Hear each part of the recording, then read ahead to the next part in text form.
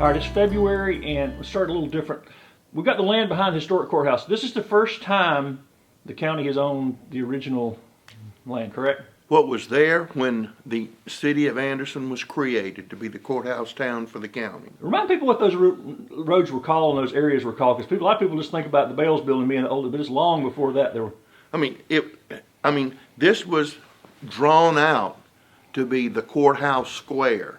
And then over time, parts were sold off and shortened. Now, you know, when they built the new courthouse, which is 26 years old now, the county had to go back and purchase that property. So they restored that much of the original grant, if you will. And now that the county has purchased the old Bales property, Woolworth property, it's back like it was. But this is the first part of February. We have another meeting this week with the developers to discuss where we are and how it's looking and things like that. And again, the county's position, the council's position is if it is not exactly perfect, then we'll continue to work until it is perfect. But that's another interesting thing that you talked about, because in a lot of counties all across the country, a town was there, and then they said, okay, you're the courthouse town, and then the county developed around it. But because Pendleton was the capital, if you will, of the Pendleton district, when they divided up Oconee, Pickens, and Anderson, they said, well, we gotta have a courthouse. So they came down here. There was no Anderson. And so they decided this is where it would be. And so the county, in one of the rare cases in history, predates the town. And so that's why we have this, and it's all restored, and hopefully the people here now will be good stewards of that legacy and improve upon it. We won't chase this too far, but remind people what these roads used to be called in through here. We've talked about this, you and I. Yeah. And the one out in front of the old courthouse was the General's Road. And that was the General's Road because it went from Abbeville up to Pendleton, and General Pickens would go up that road, and they called it forever the General's Road. And then on the two roads on the side of the courthouse, you had Granite Row and Brick Row, because on one side you had granite, Elberton being the granite capital of the world, and we're not too far behind if you do a construction project near the lake, and Brick Row. And so that's what those two were called forever and a day. So I just think that's very interesting for people to know. But what you think is Main Street used to be called the General's Road. I wonder if we could incorporate any of those names into the new buildings and stuff. I would hope that we could honor the history. There's several buildings around here where they have murals, and the city's fixing to do a mural right now where you could incorporate that old history, because I think it's important that people know that history. And as I've said before, some of the people who love the history of this area are people who aren't from here. They just come here and they go, well, man, I'd like to know all about it and where it is and how it started. And so, yeah, there's a big demand for that. And that's increasingly becoming the bulk of our populations, people who aren't from here. There are a whole lot of people who weren't born here, and there are a whole lot more of those people coming here. But then you juxtapose that, and last night I took a tour of the Orr House, which used to be Orr's Tavern, which is where former Governor Orr was born. And allegedly, that's one of the oldest houses in Anderson. So you go from a long way back there to where you have all of these people moving in here. I mean, the population of the state's over 5 million. When you and I were running around, it was 2.5 million. And now it looks like there's possibility of another congressional seat. So all this is interesting, giving South Carolina more clout and giving us more clout. But that's one of the challenges coming up in 2020 is redrawing all of the political jurisdictional lines. That will be interesting. Around the county, let's just do a quick round the county before we go any further. What's happening? Everybody we'll get to the busy. Let's talk about the south side of the county, the south eastern corner of the county. What's going on down that way? Well, if you go to the town of Williamston, which we just got off the phone with, they're planning a big balloon festival. They have a very vibrant downtown program that they're working on. So Williamston is really doing a lot of interesting things to try to increase business in that area. One of the oldest parks in the... Springwater Park, because it was a resort. There used to be a huge hotel, and people would come from all over the country to take the waters there. And now you can still go take the waters over there. They just walk down there and take a cup, and you're drinking that spring water that people used to come from miles around to drink. Pelzer, there's some private developers. Things are really exciting going over there. The county has been engaged for a long time in cleaning up those old mill sites in conjunction with Pelzer Historical Society, which has done a fantastic job, and the town of Pelzer. So that's going on. And West Pelzer, Mayor Blake Sanders, he's got everything rocking and rolling over there, working on parks, creating new businesses downtown, even if he has to create a new business downtown on his own. And the Art Museum, the Billy Odell Community Resource Center, so they're rocking and rolling. And a lot of action that we have currently is up in Piedmont. You know, part of Piedmont's in Greenville, part of it's in Anderson. And there's a lot of large subdivisions that are fixing to go in up there in that Piedmont area. The county's in the process of buying land right behind the Pelzer Dam to put a park there. And we also were allowed by County Council last week to pursue some additional monies to flesh out that park. And as you know, that park is going to be downriver from Dolly Cooper Park, which is upriver. We participated in the historical removing of the old smokestack at Jackson Mill, and that place was packed with people down there to see that. So that was pretty exciting, and so at least half of that mill is being cleaned up because that mill belongs to two different people. In Honeypath, we had recently... That'll help Iva, though, as they can get that area cleaned up. They'll have a site for... They'll have a very good site that has all utilities. In Honeypath, they're still working on cleaning up the Shakola Mill site, and they're working diligently on that. They have a real developer who's interested in that, and so we're seeing how that's going to play out, and the county is assisting them with Gail Jeter, who works for us, but she provides services to all of the towns and sections of the county that want to do work like that. In Belton, they're doing some mill removal down there. We were able to work, thanks to Greg Smith, who works for Anderson County, provide some space in the landfill for them to haul off some debris from an old mill that they're cleaning up. We also, the Finance Committee, and hopefully Council will approve tonight, a generous donation to the chili cook-off down there, which is one of the biggest events in the county and grows every year. People from all over the country show up at that, yeah. Yes, they do. And I saw where Belton's trying to become a... And Belton wants that HGTV grant, so Allison Darby is working real hard on that, but she works hard on everything down there all the time, 24 hours a day. She's also working on the Natural History Museum. Yeah, another state museum would be in Belton. We'd suddenly have... Yeah, and she's probably trying to turn Belton into a spaceport, but we haven't heard about that yet. But she's always up to something. And you know, recently she spearheaded that move to put the marker in Creightonville, pointing out the history of Creightonville. So in that section of the county, you have a lot of things going on, and it's going to increase. I'm very happy that Anderson County, working in conjunction with Abbeville County, now has an industrial park there that's shovel ready to go. And so we're excited about that because the company could come in there right now, all utilities are there, boom. And as you know, and everybody knows, most of Honeypath's in Anderson County, but a little bit of Honeypath is in Abbeville County. And Abbeville County, again recently, has pointed out that is one of the growth areas for Abbeville County. So hopefully that's going to continue to be a market center for that part of the world. So a lot of things going on there. That winds us up to Pendleton. If we come back around, that's one of the busiest. Oh, Pendleton's blowing up. They had the state of Pendleton speech last week, if I'm not mistaken, and people were talking about what they want. They want the oil mill cleaned up. It's not as easy as you think, because if it was, Pendleton would have done it. You got just 30 seconds to tell me what are the people? Everybody asks, what's the holdup on cleaning that up? Well, the one thing is the town doesn't own it, and the person who has it doesn't want to sell it or give it to the town, and that site is polluted.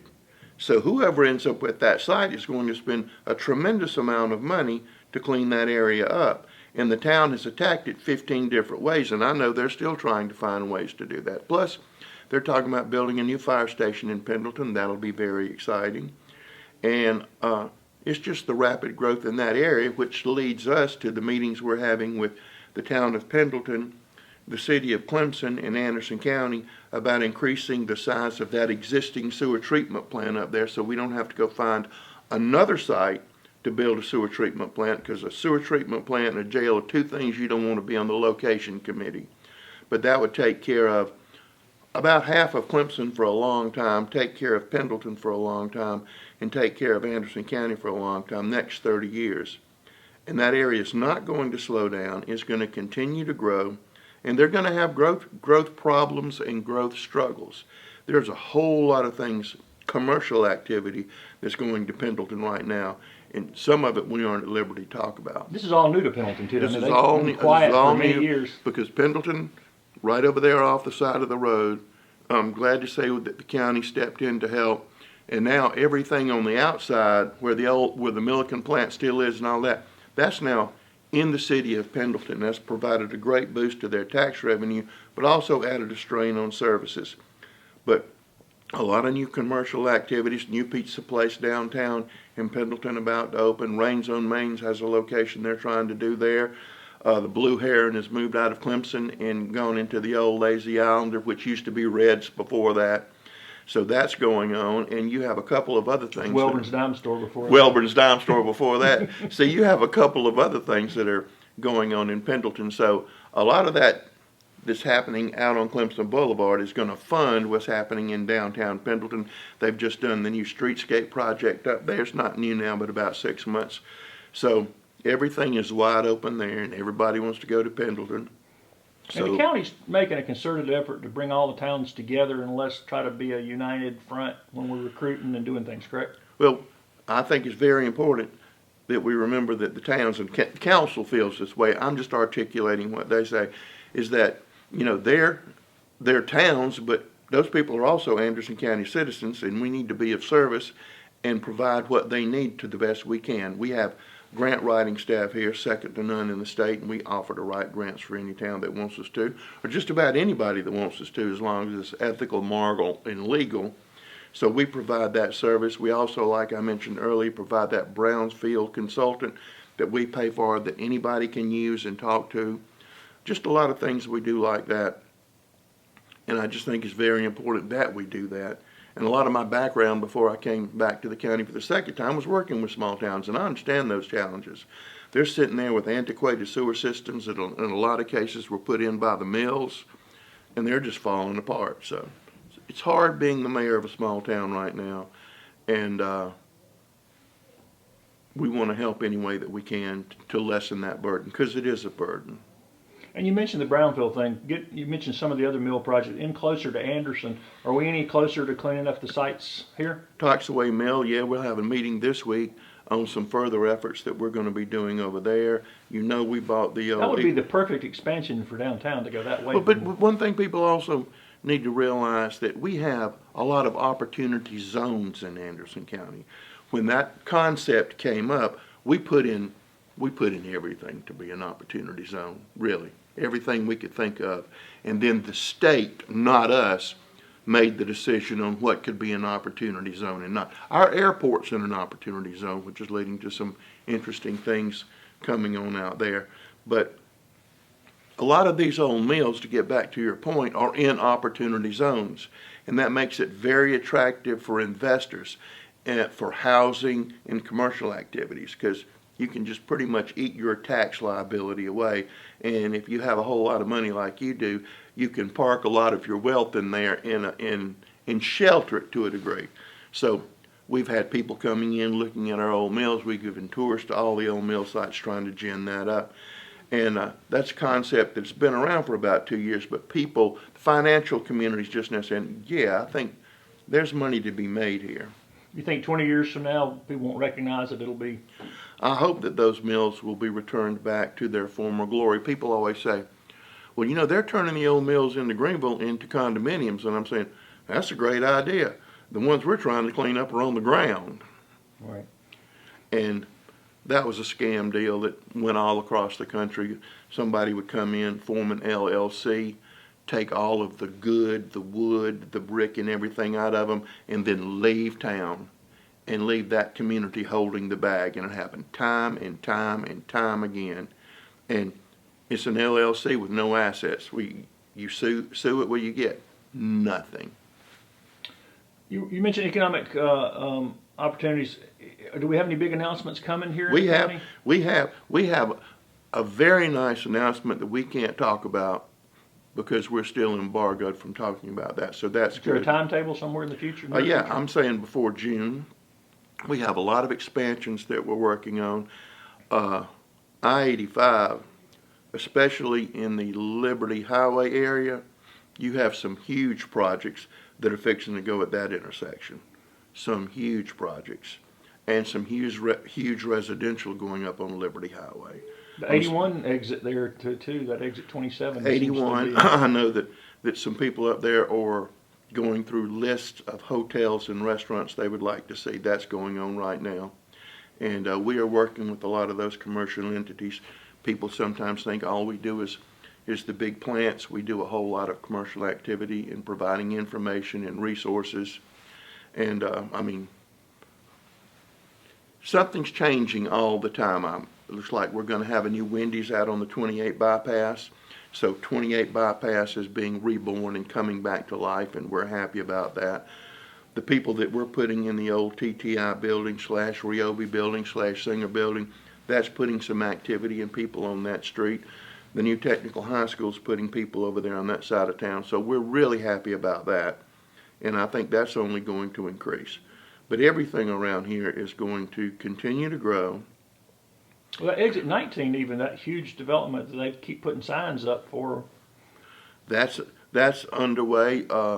The huge development up at Piedmont, if you go up there, there's more disturbed dirt in that part of the world than you can shake a stick at. So you've got a lot of things going up there. And it's just a whole lot going on, and a whole lot that's going to continue to go on. And you're going to see a lot of commercial activities that you might have seen in Columbia or Greenville. But now our market is ready for those activities to take place here. So you're going to be seeing some new chains, but more exciting, you're seeing a lot of local entrepreneurs deciding to jump in. And across from the Civic Center, you got that new pizza place going in, Fire Pizza. They're grading land over there across from the Civic Center. I mean, there's just everywhere you go, there is dirt being turned up. Of course, with all of this rain, you're seeing a lot of dirt, but you're not seeing a lot of construction because you can't work in the mud.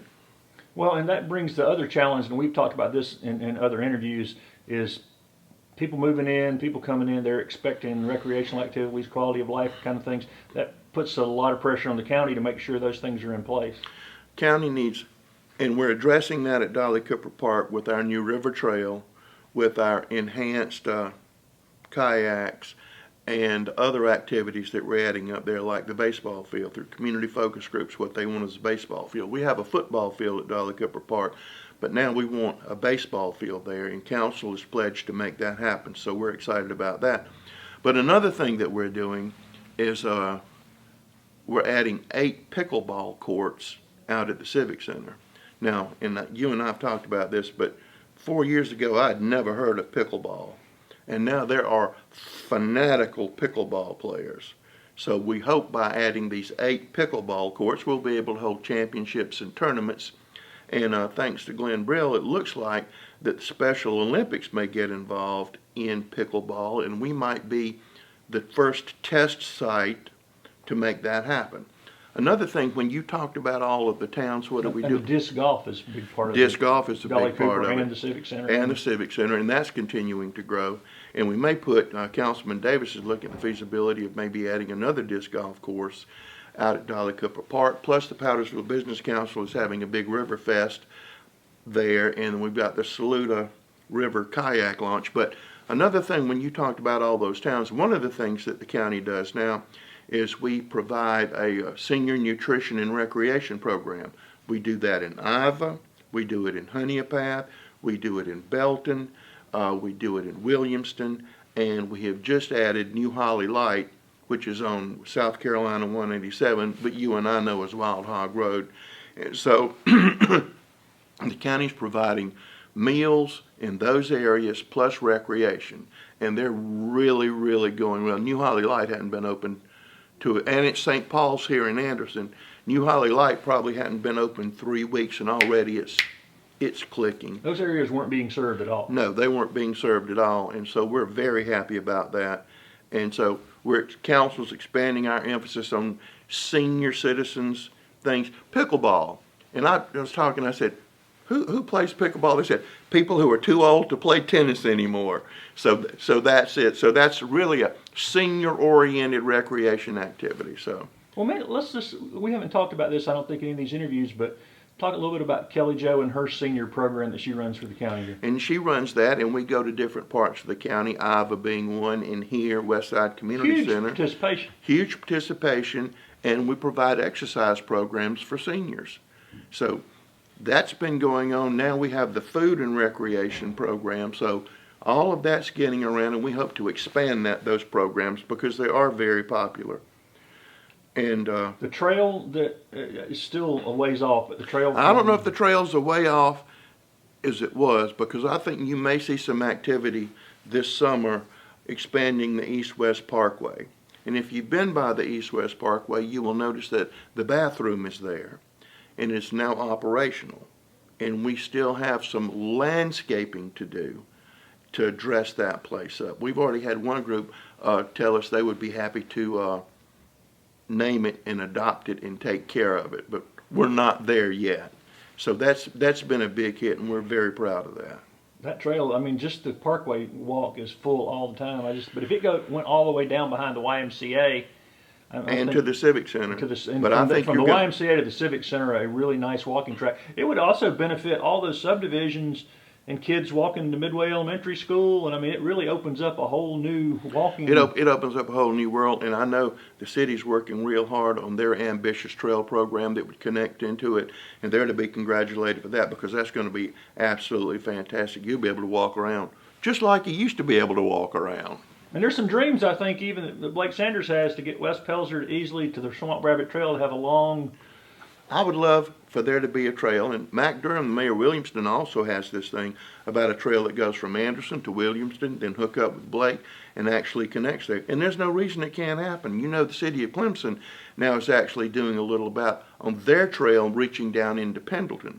So that's exciting. And one day all of these trails can link up. Yeah, we were involved in some of that experimental forest trail stuff with the county, right? Absolutely, we were up at Fance Grove and all that area up there. Former Councilman Tom Allen and others real instrumental on that and working towards making that happen. So there's just always 85,000 things going on in the county. Sometimes it's hard to remember all that we do have going on. Well, let's do some little quick updates, things we talk about all the time. The sign on the south end of 85 coming in from Georgia, where are we on that? I'd say it ought to be up in a month. I think we've got our last permit, and then we'll be landscaping it. So I think that'll be up in a month. The one on the north side, you get more and more good comments. So it's a good looking sign. Well, everybody loves it, and we're expecting those comments to come from. And you finally got it landscaped out too.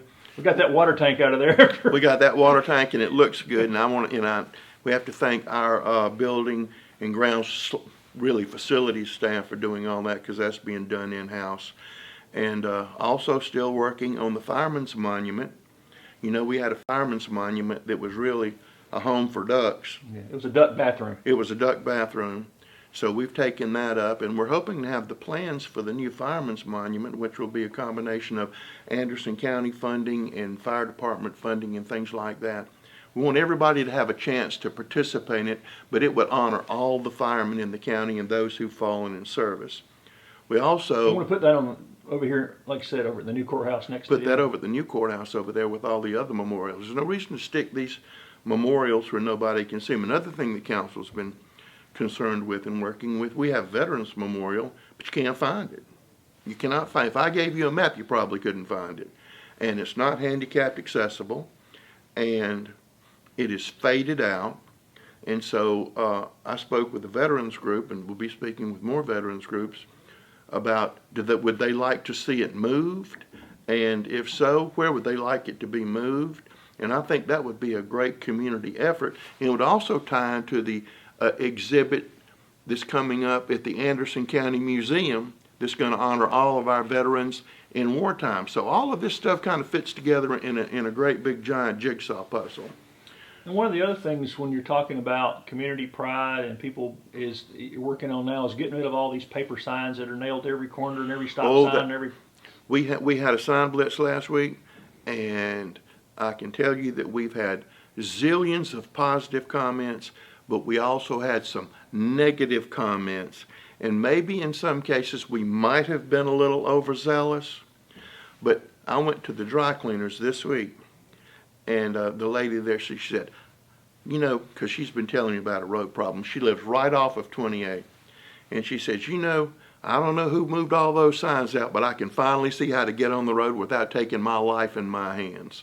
But maybe in some cases we're a little overzealous. We will recalibrate that. But people, we get more complaints on litter than any other thing. But most people know that when they're sticking a sign there, they're taking a chance. They're not doing, they know. And I guess probably there is still some education to be done with people to tell them what is legal and what's not and what the process is and all that. Maybe we'll talk to Greg Smith and let him tell everybody how that works.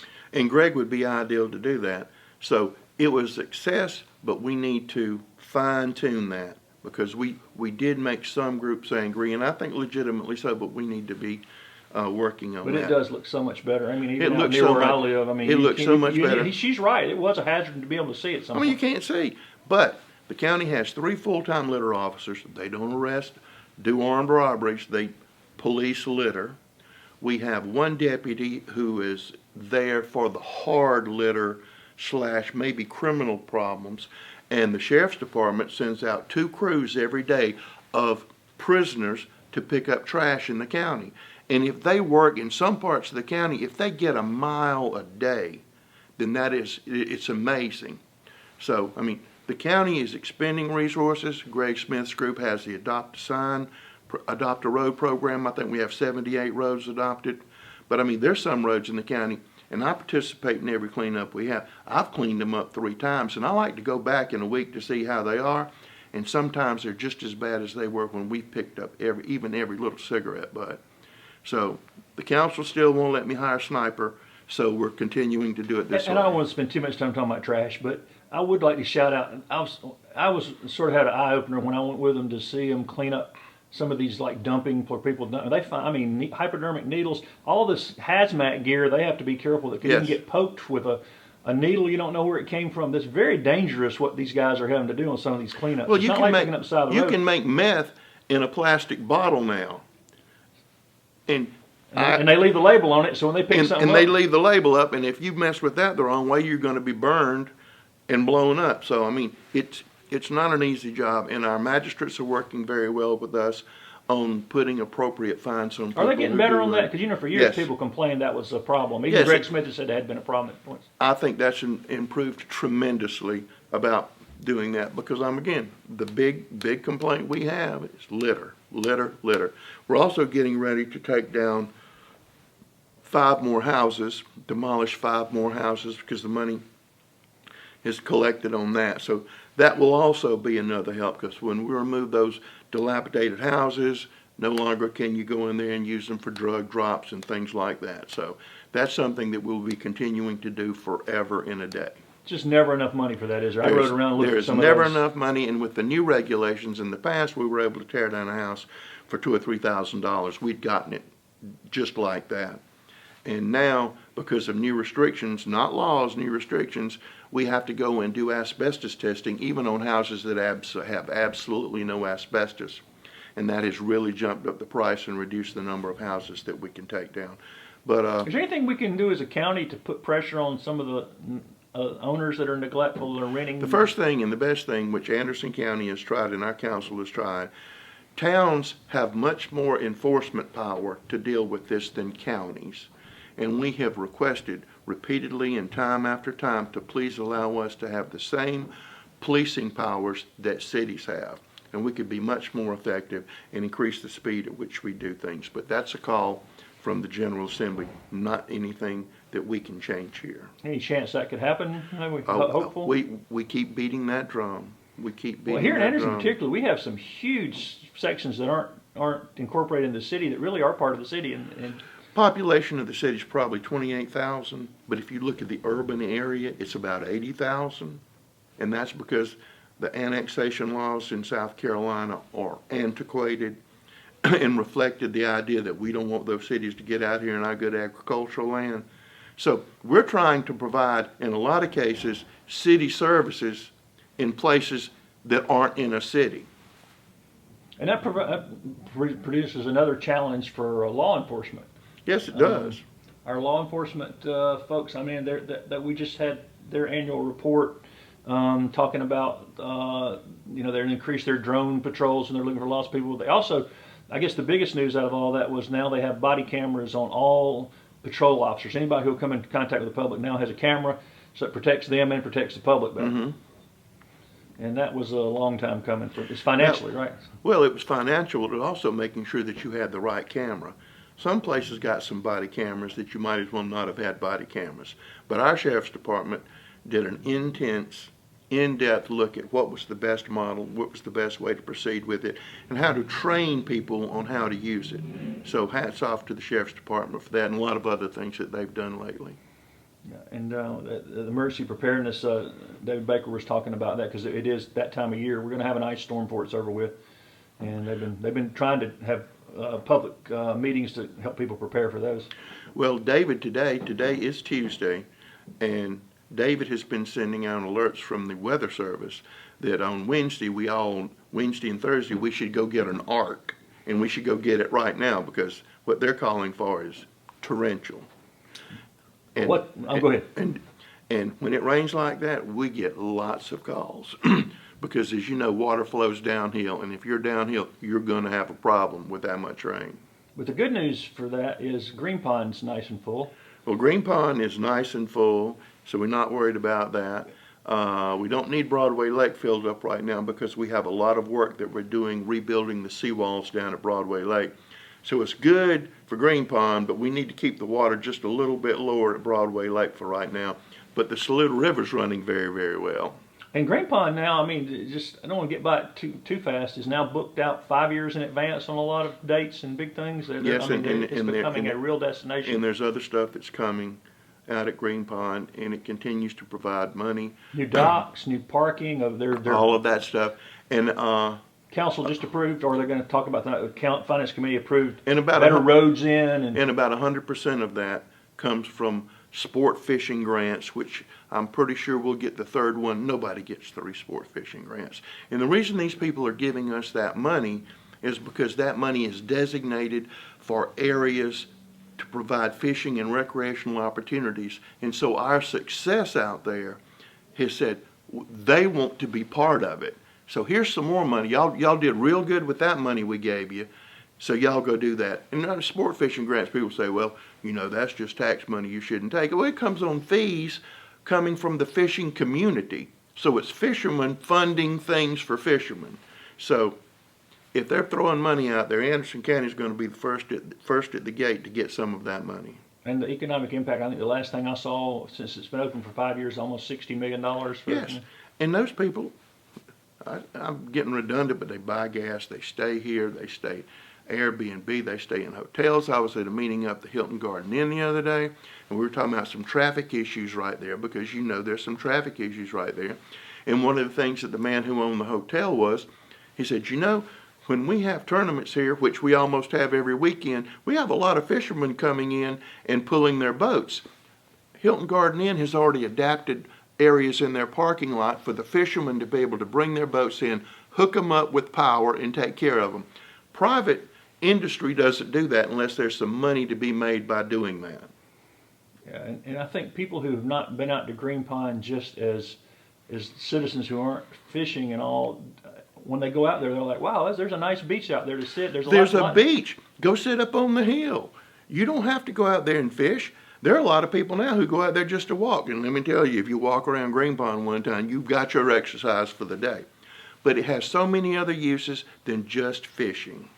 Well, you know a lot about the history. Do you think the folks who planned Hartwell Lake had any idea what they were doing? I mean, grand scheme.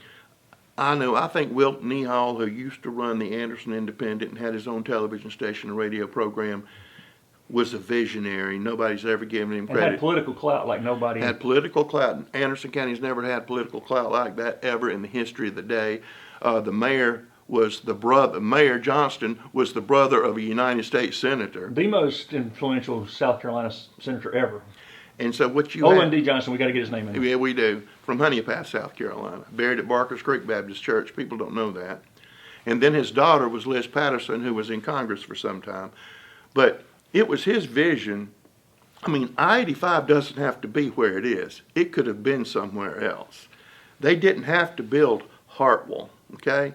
But he, using his influence, got Hartwell built. And I just believe that that man, controversial as he was sometimes, knew in the future that he had to do these things, and these were things that he would never see the benefit, but he knew. And one of the stories I love on that is they say, well, how come it's named Hartwell? And the story goes that he went over there. He was trying to get the Georgia people interested because they had Senator Richard B. Russell at that time, and he was a power. And one of the bargaining chips he used, he said, well, we'll name it Hartwell. It could be named after y'all. And so anyway, those are some of the things that came to fruition because of that. And that kind of brings us full circle back around while it might not be quite the scope, what we're building here behind the courthouse is going to be one of those projects you and I won't really live to see all the benefits. No. And that's why it has to be absolutely right, or some people will be cursed into posterity. And as they say, I don't want to be in that number. Well, I guess that's it for February. We'll catch up in March. I like a plan.